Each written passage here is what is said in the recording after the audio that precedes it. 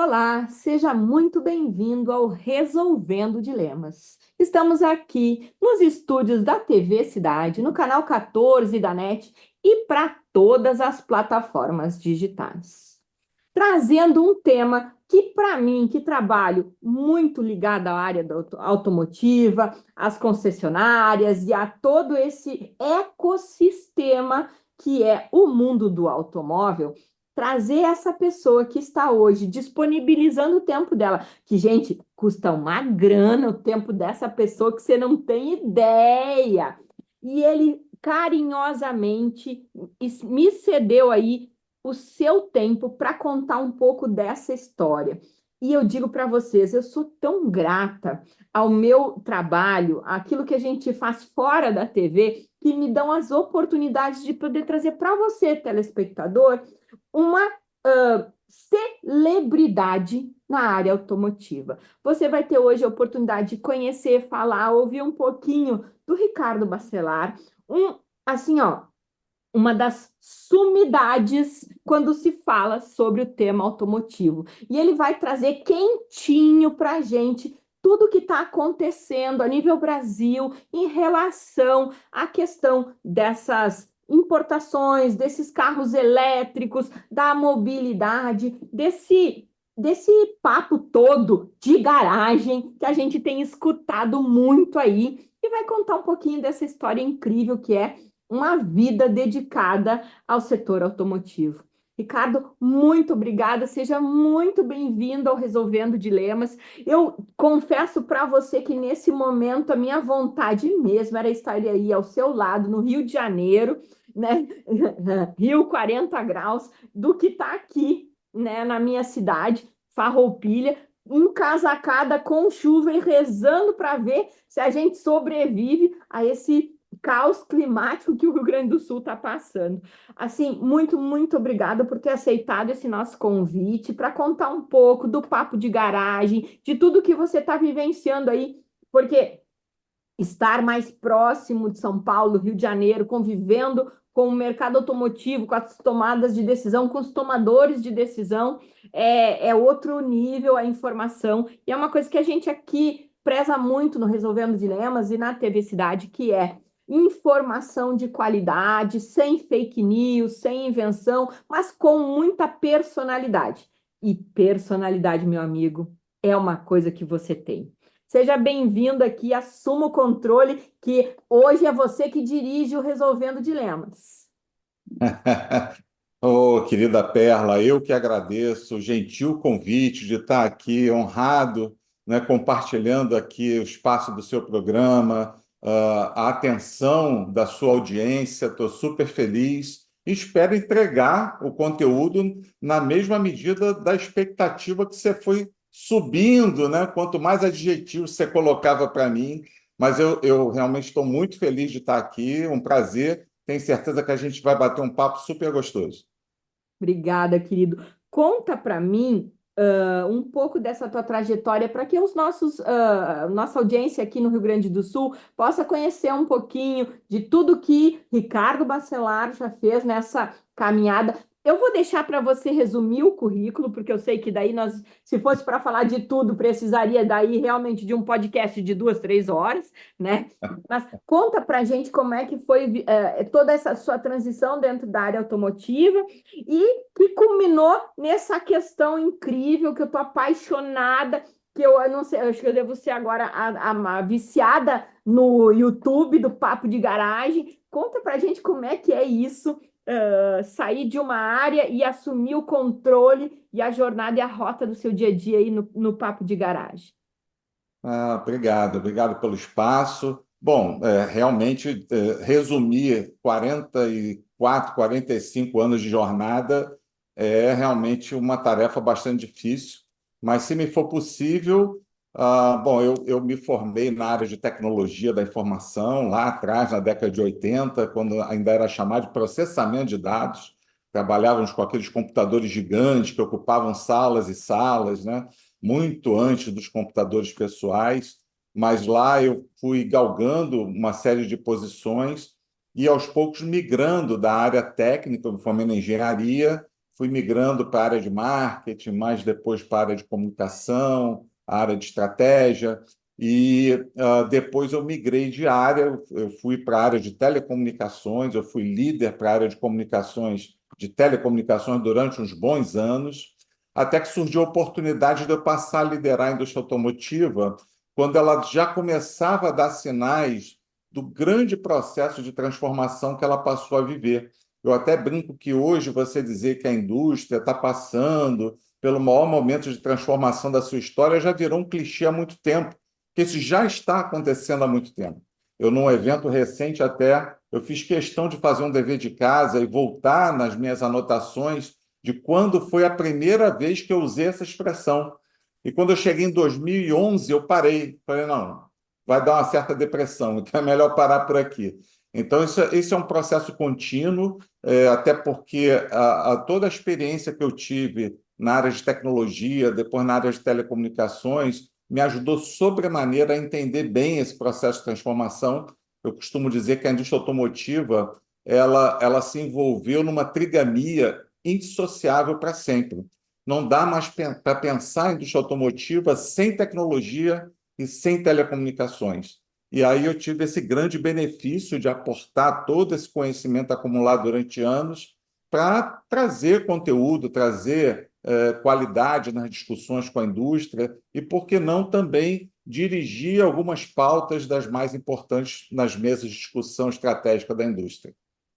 Eu acho incrível que, às vezes, a gente que está aqui na ponta, mesmo trabalhando no mercado automotivo, né, não consegue ter uma clareza de todo esse palco que é realmente as tomadas de decisão e essa questão do processo evolutivo, principalmente numa área tão dinâmica quanto a área automotiva. E eu brinco que as pessoas falam hoje, e eu gosto de citar isso, para colocar um pouquinho também, né, de idade em tudo isso que a gente faz, né? Mas eu recordo que hoje as pessoas que estão entrando na área automotiva atualmente, né? O mercado está muito competitivo, o mercado é difícil, né? É muita concorrência, está chegando aí todos esses chineses, é muito mais difícil vender carro hoje do que era antigamente. E eu costumo brincar, eu digo, olha,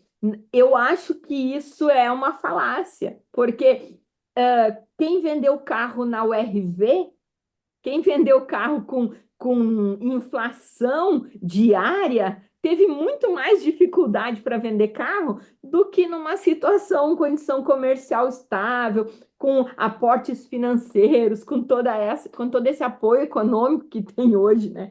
Então, claro, tem muito mais concorrência, mas a concorrência ela vem, na minha percepção, trazer um saneamento ao nosso mercado, né? Ela obriga nós a nos tornarmos melhores, porque senão realmente o concorrente vai ocupar o meu espaço. E eu vejo que você traduz isso muito claramente nas suas falas, né? De que vê a entrada uma fatia, né? Tipo, a BID entrou com fome nesse mercado. É assustadora a ação delas, a rapidez e todo esse processo, né?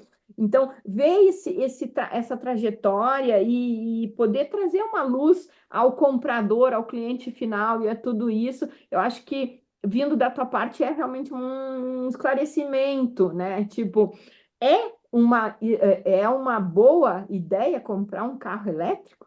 Eu acho que essa é uma boa É, pergunta para um especialista. aí você me dá um gancho para trazer um outro elemento muito importante que eu tive a oportunidade de aperfeiçoar ao longo da minha carreira. São muitos anos lidando com clientes, né? Eu tive a oportunidade de desenvolver metodologias aqui no Brasil de desenvolvimento de estratégias de relacionamento com clientes. Eu já dei aula de pós-graduação sobre essa matéria, eu já treinei centenas de dezenas de executivos no mercado sobre esse assunto, e isso remete a uma questão que é um exercício muito difícil de você conseguir fazer bem, você tem que se capacitar muito, não é uma coisa que você vai aprender do dia para a noite, que é você sentar no lugar do seu cliente, entender a cabeça do seu cliente, você entender a necessidade dele para aí sim formular uma proposição de valor. E normalmente no mercado, infelizmente, o que a gente vê é o oposto disso, né? São as reuniões estratégicas nas empresas, e aqui eu não estou falando de automotivo por si só, eu já naveguei por outras verticais, mas é a presunção de que você, naquela sala, você vai conseguir definir o produto perfeito para qualquer cliente. Então, são dois erros, né? Você não consultou o cliente para entender o que é o produto perfeito para ele. E segundo, você está com uma visão comoditizada, achando que todo mundo é igual, né? Então, se o produto para mim é aquele, para você vai ser, para a sua audiência vai ser. Então, são dois erros crassos em um, né? Então, isso é um exercício muito difícil e que ele fica acentuado quando você vive um momento de grandes transformações como essas que eu havia mencionado. Isso é uma coisa que a indústria automotiva, particularmente, ela está aprendendo a conviver agora, porque na medida em que a área de tecnologia, principalmente, ela invade a área automotiva, ela traz consigo ciclos de inovação muito mais curtos. Se hoje você chegar para um consumidor de telefonia, por exemplo, de smartphones, e dizer para ele, olha, esse seu celular agora não vai ser mais atualizado todo ano, não, só de 2 em 2 anos ou 3 em 3 anos, você vai perder todos os seus clientes, porque ninguém vai admitir isso. Ao passo que, do outro lado, a indústria automotiva, ela estava acostumada a ciclos de inovação de 5 anos, depois reduziu para 4, depois fez uma festa danada quando chegou em 3 anos.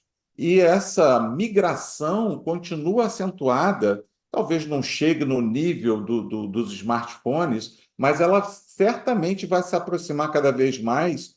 Quanto maior for a proximidade do produto da indústria com um produto tecnológico, que é o que está acontecendo, né?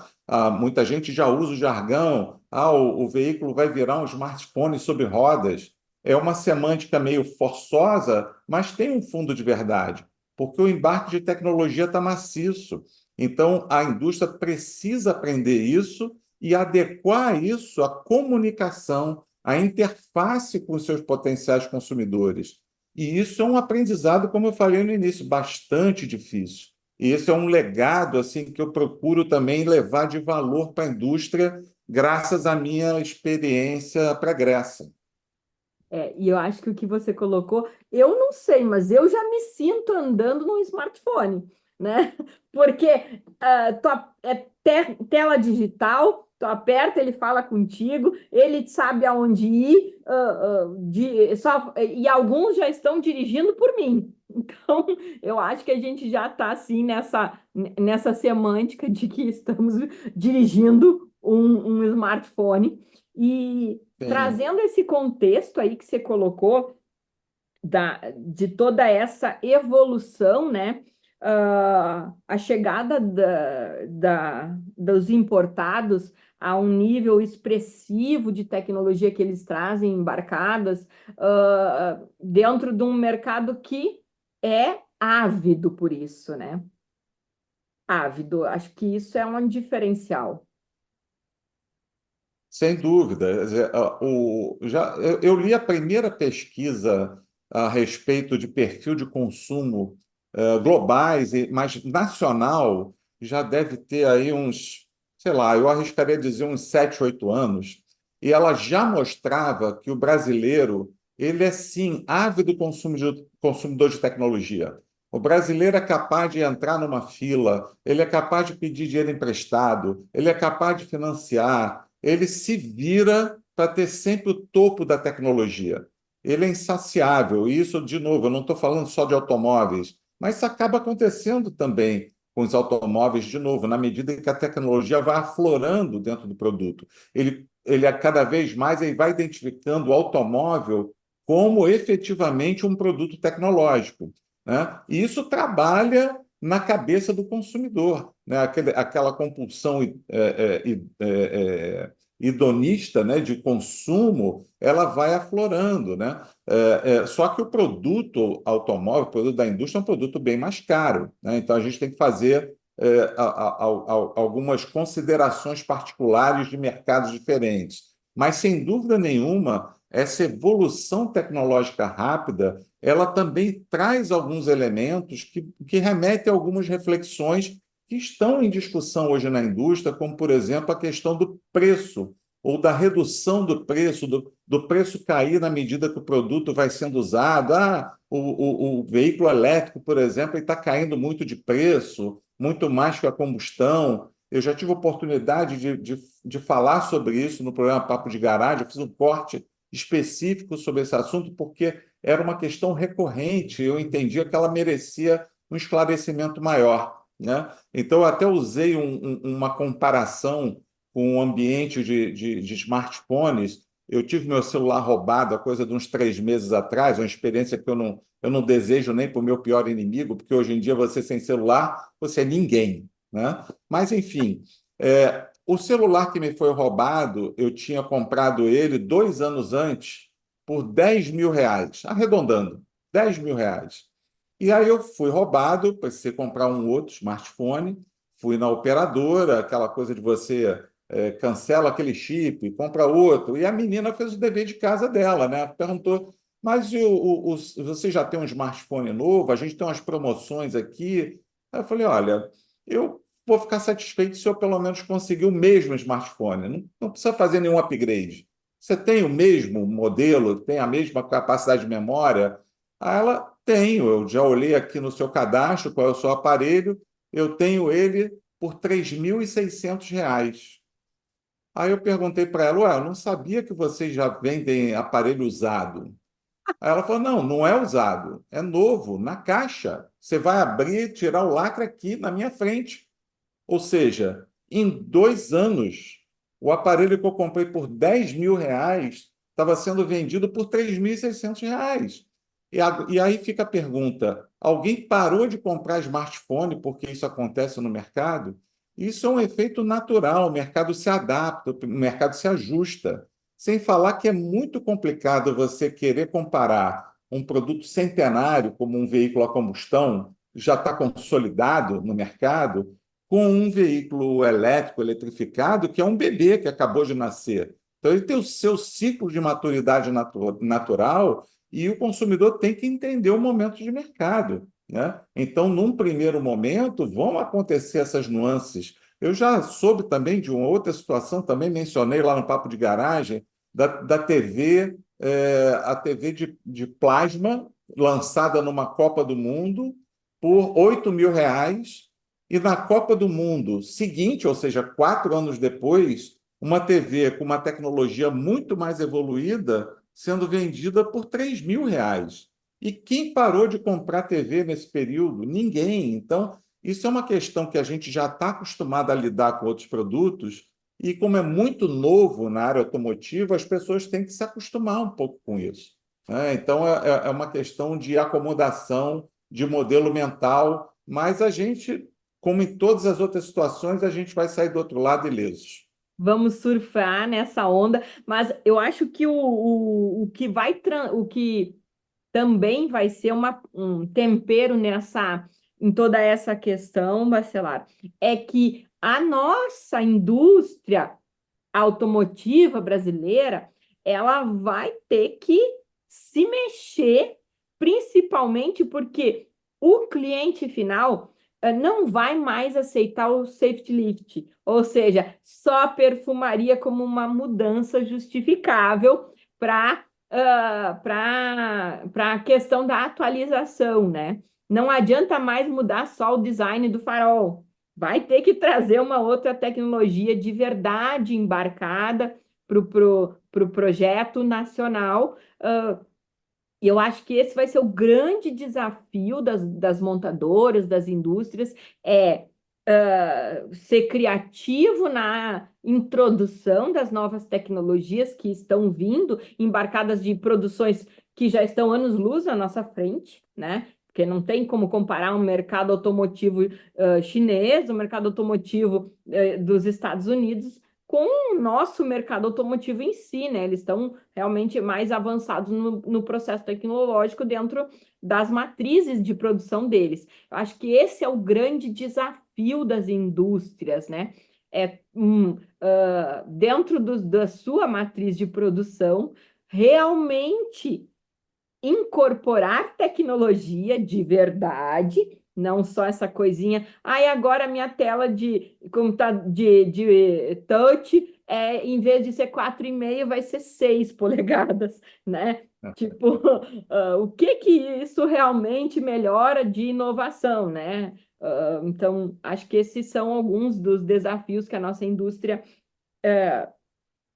em si vai ter que ter como dever de casa para se manter. Eu acho que tem mercado para os dois modelos, né?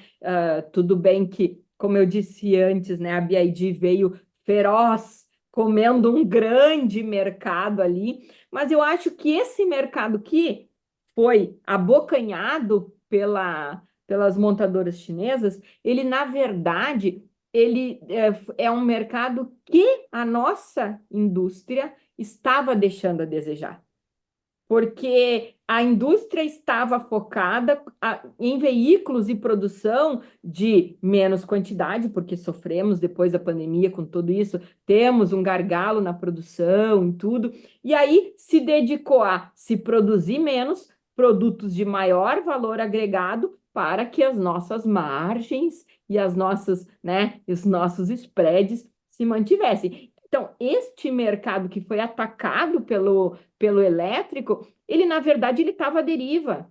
Nós não tínhamos nada para concorrer abaixo de 100 mil reais.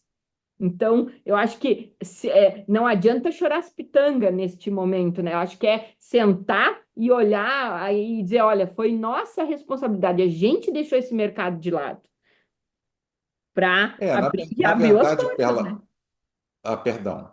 Na verdade, o que que acontece, né? Eu acho que a primeira questão que precisa ser clarificada, né, é que o que está acontecendo no mercado hoje, né, dessa invasão de veículos chineses, isso não é um privilégio do Brasil, né? Isso está acontecendo no mundo inteiro. A gente está acompanhando as discussões, principalmente na Europa, nos Estados Unidos, todo mundo discutindo uma forma de acomodar as coisas, né? Porque o que que acontece?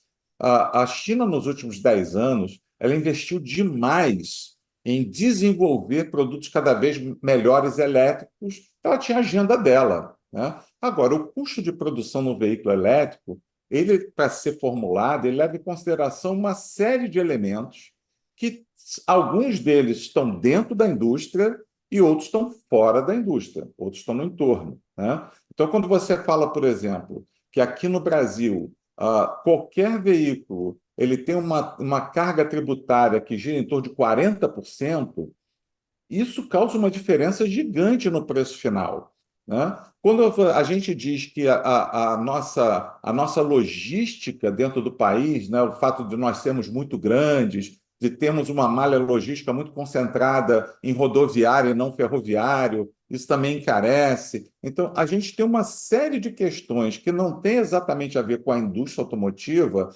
mas que não tem como viver sem ela, né? Principalmente uma indústria desse tamanho, de cauda longa. A gente tem um outro problema muito grande também, porque a carga tributária trabalhista também é muito grande no Brasil, ao contrário do que acontece lá fora, principalmente na China, né? Então, eles se aperfeiçoaram bastante, ganharam uma dianteira, mas a vida vive de ciclos, né? É por isso que eu sempre falo que tem dois erros estratégicos gravíssimos quando você faz discussões estratégicas. O primeiro é você querer fazer uma análise estratégica em cima de uma fotografia. Você tem que ver um filme, minimamente um filme. E segundo é você querer medir o futuro com a régua do presente. Você vai dar os burros na água com toda certeza. Então você tem que analisar o filme e ver a movimentação dos elementos para poder formular cenários mais próximos da realidade. Então vai haver uma acomodação natural, é fato que é importantíssimo para qualquer país fomentar a produção local, porque você gera uma série de benefícios, muito mais do que propiciar veículos tecnologicamente evoluídos, você tem inclusive benefícios sociais, porque você vai gerar mais empregos, você vai gerar mais riqueza, essa riqueza é distribuída em outras verticais, a família ela vai mais ao supermercado, ela compra mais coisas, então ela faz girar o comércio local, ou seja, você tem uma espiral positiva quando você estimula, cria empregos e cria riqueza. Para você fazer isso, você precisa estimular a geração de empregos, falando na indústria automotiva particularmente, você precisa fazer com que essas fábricas produzam aqui e não simplesmente ficam trazendo carros lá de fora, porque isso não vai agregar grande valor para a gente. Então, o governo criou lá o programa Mover, que criou um grande estímulo a novas rodadas de investimento.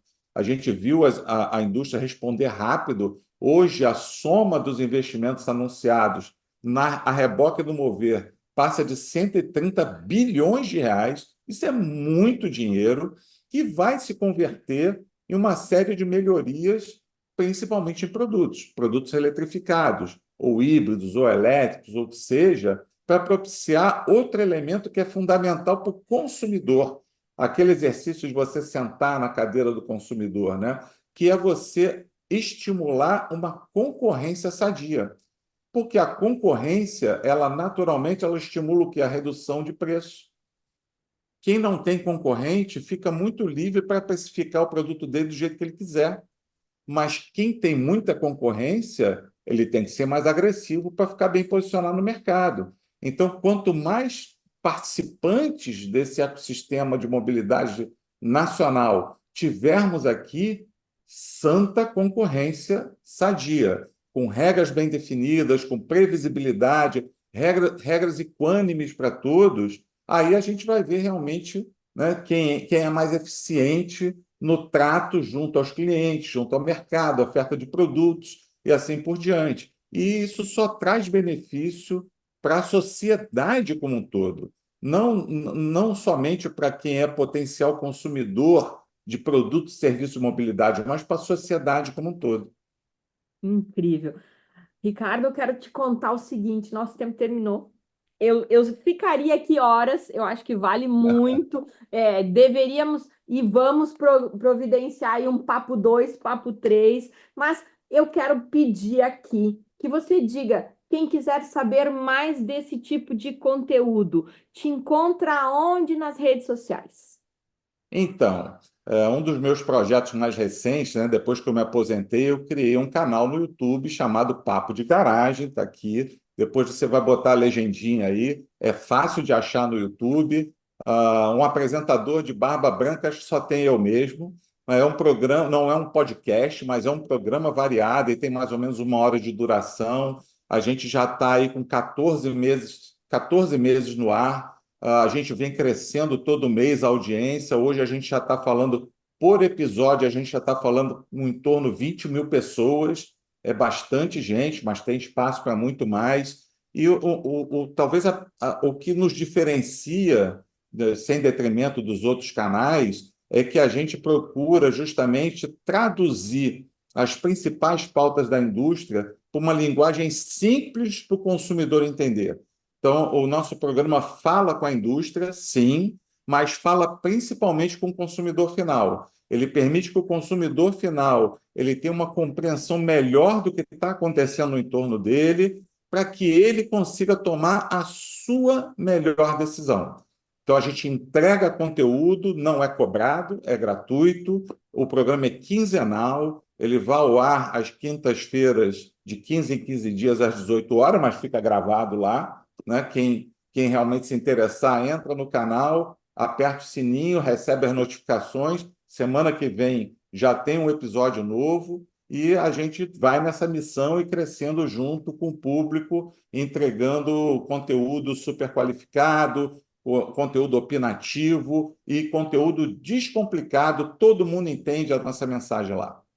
É por isso que eu sou uma das fãs e fiquei muito feliz de receber você aqui no Resolvendo Dilemas, que eu acho que tem tudo a ver. Resolvendo Dilemas e Papo de Garagem conversam um montão, tem uma sinergia assim, ó, a nível Brasil em relação também aquilo que eu tenho de admiração ao teu trabalho. Quero te agradecer de todo o coração e já ficamos aqui, então, alinhavados, costurados, para que qualquer novidade, a nossa audiência, nosso programa está à tua disposição de todo o coração. Um grande beijo.